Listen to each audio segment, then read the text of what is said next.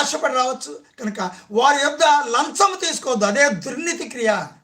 నిజంగా వారిని నువ్వు ప్రేమిస్తున్నట్లయితే, క్రీస్తు ప్రేమ నీలో ఉంటే, వారిని ప్రేమిస్తే వారి దగ్గర ఏది కూడా లంచము ఆశించవు. వారు లంచం పుచ్చుకొని దుష్టుడు నీతిమంతుడని తీర్పు తీర్చుదురు. అంటే పాపం చేసిన వారిని, దుష్టక్రియలు జరిగించిన వారిని, అన్యాయం చేసిన వారిని వారు నీతిమంతులని తీర్పు తీరుస్తారట.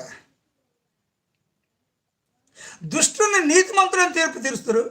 నీతిమంతుల నీతిని దుర్నీతిగా కనబడజేయుదురు. అంటే వారు నీతిమంతులైనప్పటికీ వారు మరి దాన్ని క్రియేట్ చేస్తారనమాట.